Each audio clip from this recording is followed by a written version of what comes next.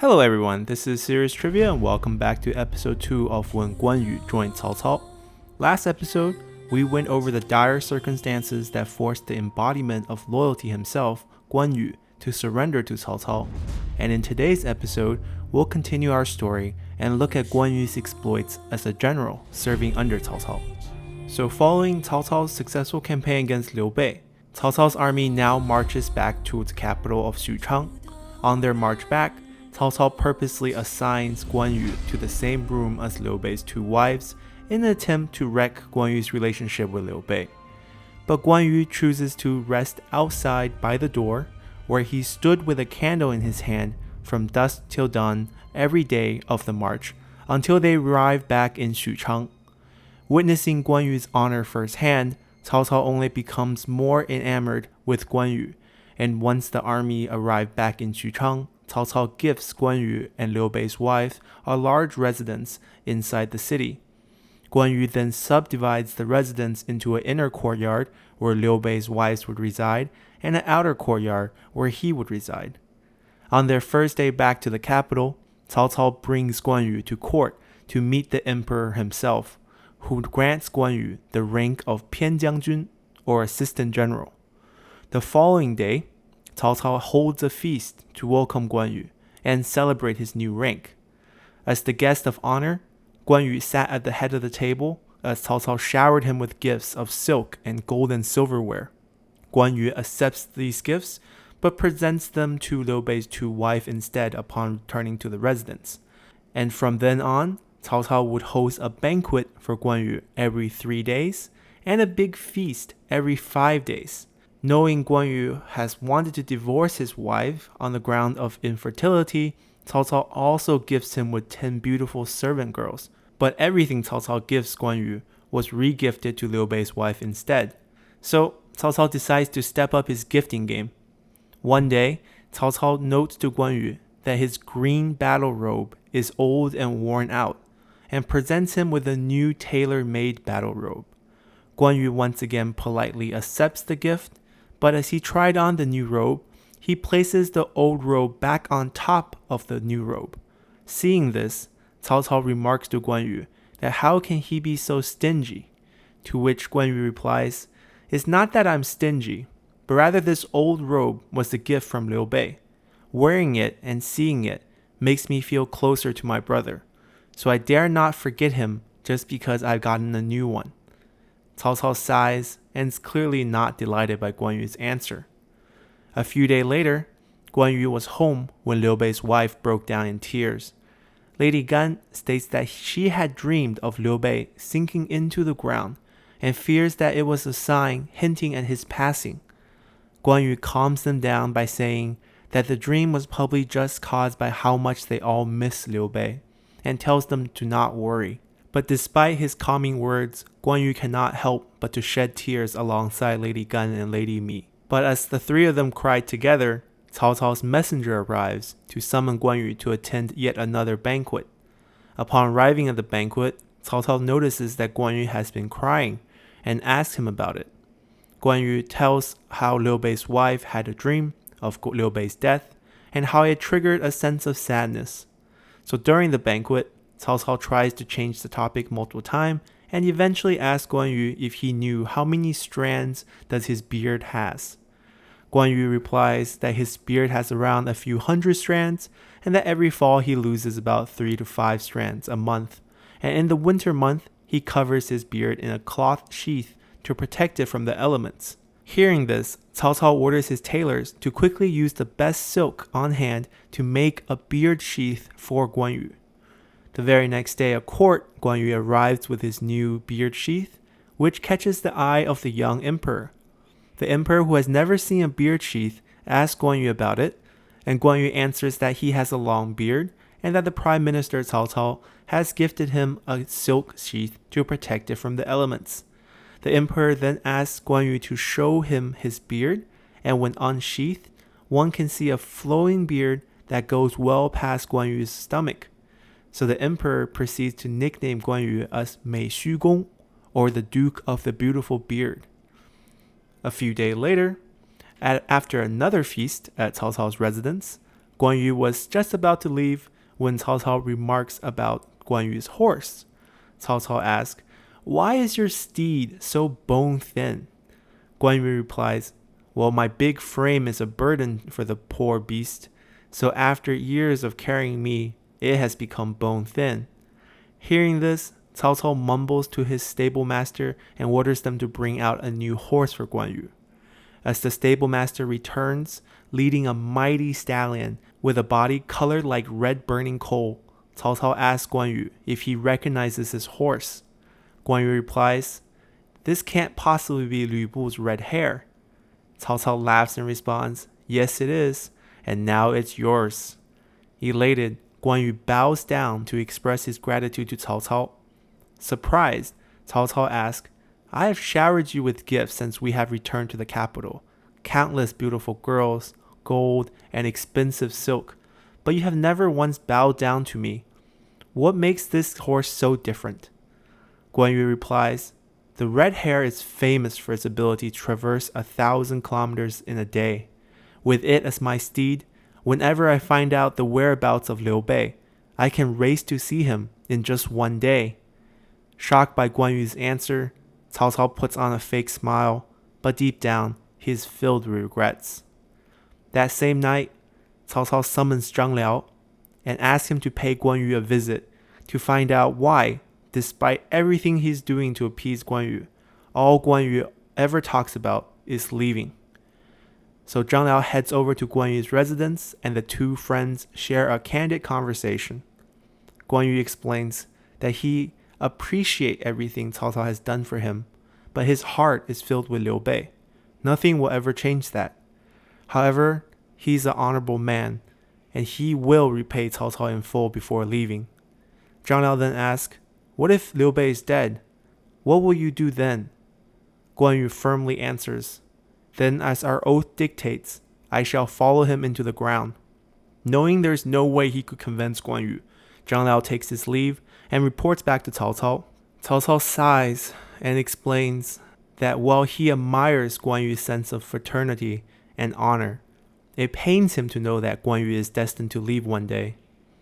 Cao Cao's strategist Xun Yu comforts Cao Cao and says, since Guan Yu states that he will only leave after repaying his debt, perhaps it is best we don't give him this chance to prove his worth and guilt him into staying.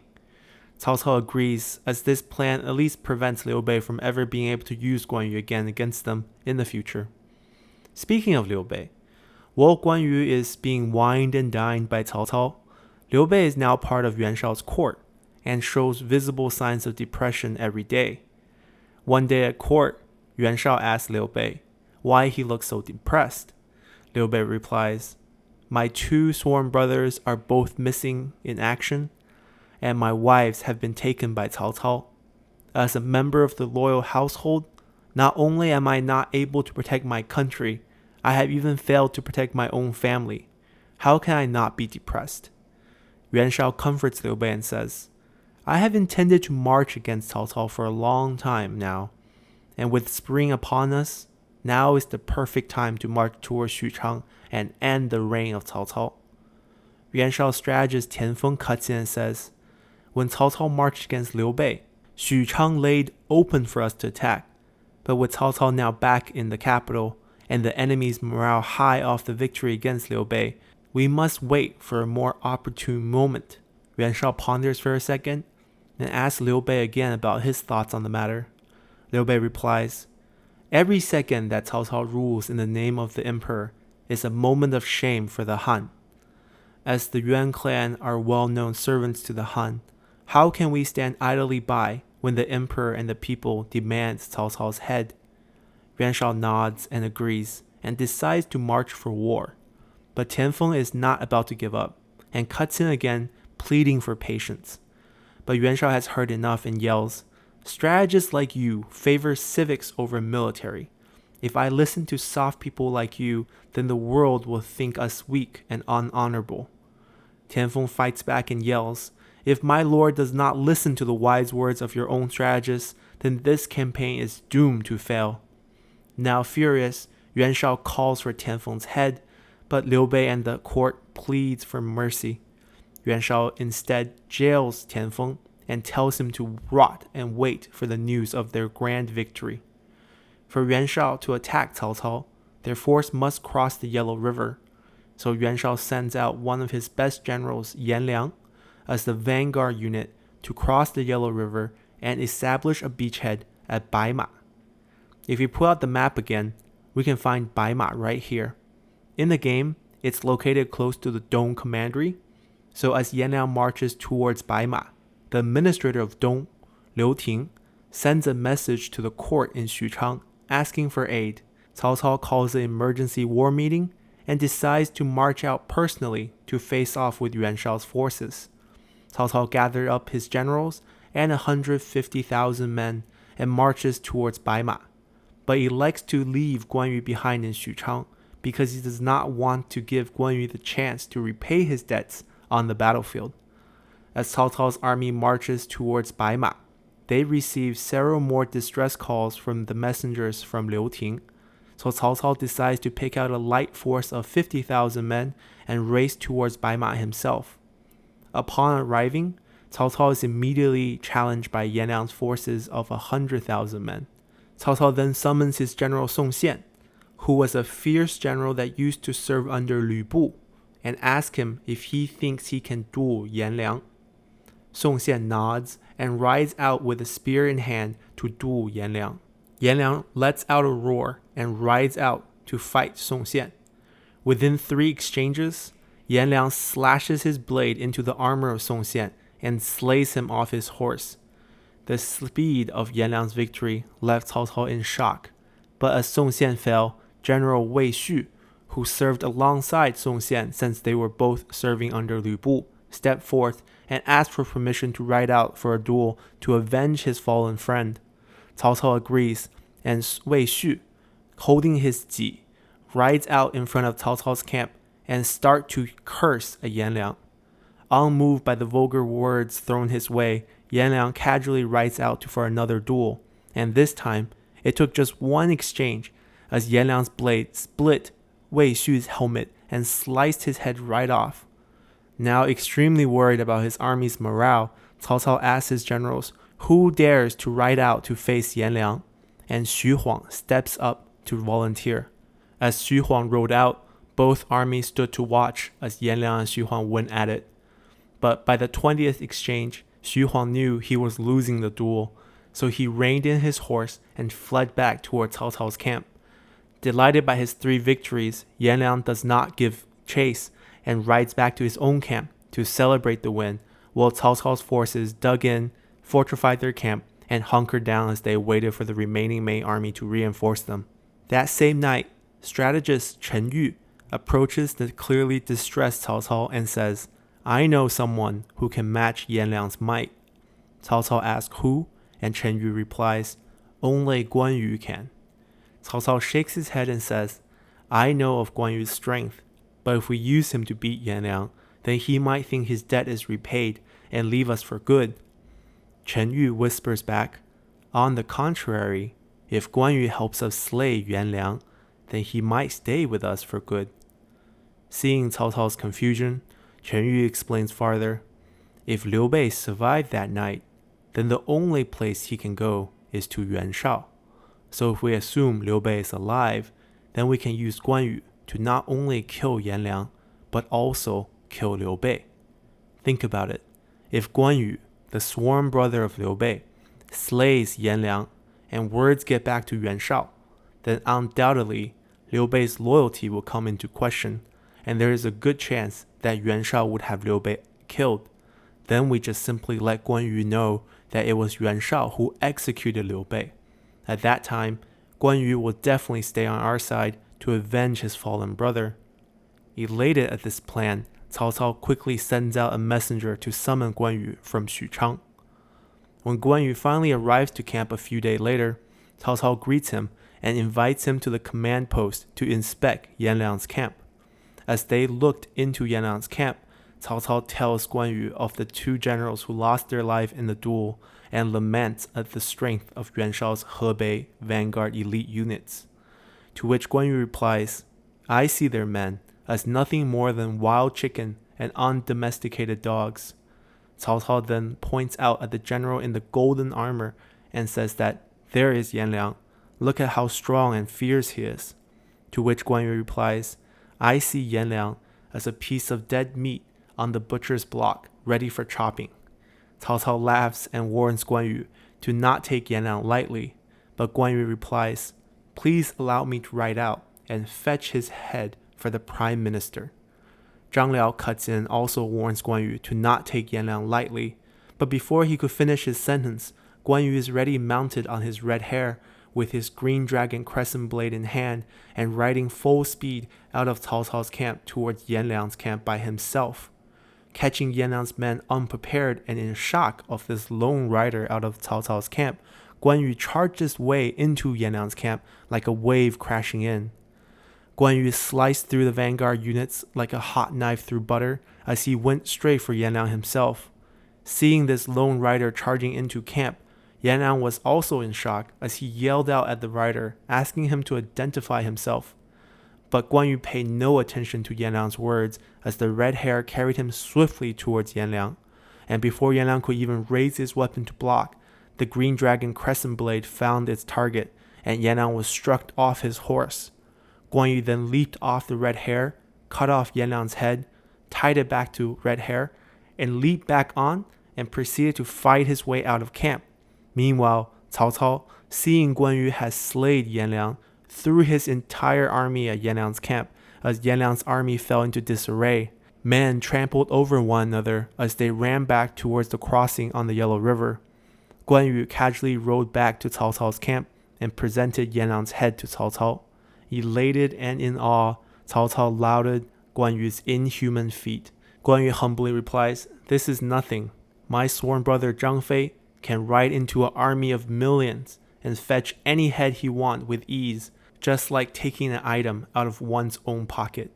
Shocked, Cao Cao orders his generals to remember Zhang Fei's name and even mark the inside linings of his robe with Zhang Fei's name so he can remind himself to be careful in case he meets Zhang Fei on the battlefield in the future.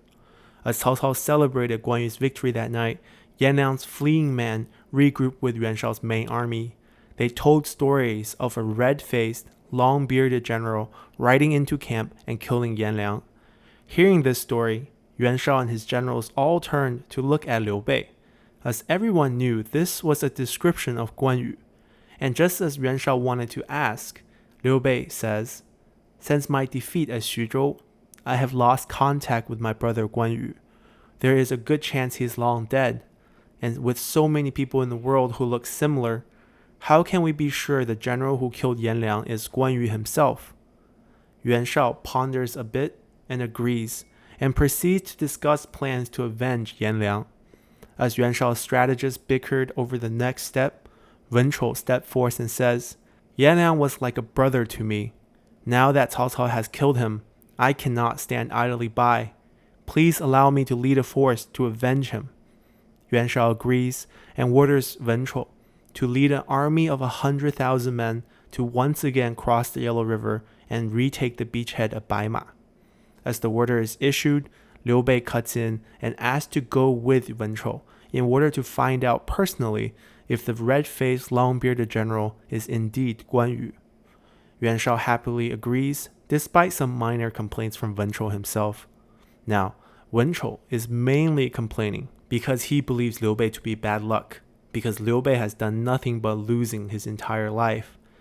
But under the command of Yuan Shao, he reluctantly agrees and orders Liu Bei to command 30,000 of the 100,000 men that he has and acts as a rear guard, while he personally leads the remaining 70,000 men as the forward unit. Meanwhile, on Cao Cao's side, following Guan Yu's slaying of Yanliang, Cao Cao wrote to the emperor on Guan Yu's behalf and recommended to promote Guan Yu to the title of Han Shou Ting Hou, or the Marquis of Han Shou Ting.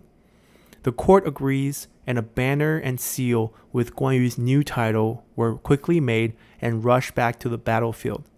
When news of Wen Chou's advance reached Cao Cao, Cao Cao ordered his army to march out and meet them, but made the unconventional choice to order the rear military supplies transport unit to march out first, while the main vanguard units marched out in the rear. when the two armies met, the rear logistical units, who were unaccustomed to battle, fled at the first sight of Wen Chou's cavalries and abandoned much of the military supply and food. While Yuan Chou's vanguard unit were gathering up this military supply, Cao Cao's vanguard unit arrived on scene. But Wen Chou was quick to react and gathered up his force the best he can and charged them at Cao Cao. But Cao Cao was not looking to fight, as he ordered all his units to retreat back to a hill while leaving their horses to graze and rest at the foot of the hill. It wasn't long before Wen Chou's army arrived at the hill, but instead of going up the hill for the fight, many of the men stopped to gather up these abandoned horses. And it was not long before Wen Chou's army fell into full disarray as units fought with one another to gather up the abandoned military supplies and horses, as they believed Cao Cao's men has just ran off. Sensing their time has come, Cao Cao orders his men to charge down the hill. Wen Chou tried his best to get his men to line up to face Cao Cao's charge, but at this time, most of them thought the battle was long over and remained focused on gathering up post-battle loot to even notice the charging enemy. By the time they realized what was happening, it was all too late, as confusion turned to fear and a disarrayed force turned into a routing force. Wen Chou tried his best to fight on with a group of men he had with him, but the tide of battle was against him. Cao Cao ordered Xu Huang and Zhang Liao to try to capture Wen Chou, but as they rode towards him, Wen Chou lined up an arrow and fired at Zhang Liao. Zhang Liao was able to narrowly dodge the arrow as it struck the top of his helmet, thanks to Xu Huang, who yelled out to warn him. But before Zhang Liao could recover and resume chase, a second arrow flew out and struck Zhang Liao's horse. Zhang Liao was thrown into the ground, and now Wen Chou is riding back to take his head. Xu Huang barely made it in time to rescue Zhang Liao, but neither one of them was a match for Wen Chou. However, with Cao Cao's forces closing in on the shattered forces of Wen Chou did not want to linger, and quickly beat back Xu Huang and proceeded to flee once again. But just as he turned to flee, a group of riders raced after him, carrying brand new banners with the words Han Shou Ting Hou, Guan Yun Chang stitched on them. This time, Guan Yu was chasing after Wen Chou. Unable to outrace the red hair, Wen Chou was forced to turn and fight Guan Yu. But after 3 quick exchanges, Wen Chou knew he was outmatched, so he quickly turned his horse and tried to run again. But before he knew it, the red hair had carried Guan Yu right behind him, and with another swing of the green dragon crescent blade into the back of Wen Chou's head, Wen Chou fell off his horse and died. As Cao Cao's men and Guan Yu cleaned up the battlefield and reclaimed the supplies and horses that was used as bait, Liu Bei's rear guard of 30,000 men arrived on scene. And seeing the banners from afar, Liu Bei now knew Guan Yu was alive. But before he could ride out to approach Guan Yu, Cao Cao's forces marched forth at this new Yuan Shao force, so Liu Bei was forced to retreat back toward Yuan Shao's main base camp at Guandu.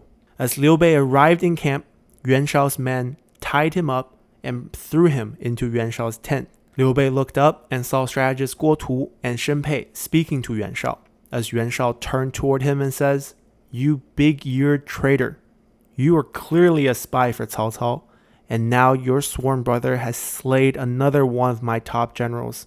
I will have your head to avenge Yan Liang and Wen Chou."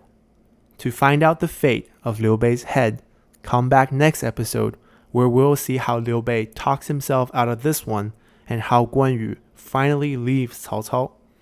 This concludes episode 2 of When Guan Yu Joined Cao Cao lore series. I hope you guys enjoyed it. If you haven't done so already, please consider showing your support for the channel by subscribing. Once again, thank you for watching and see you next time. Bye!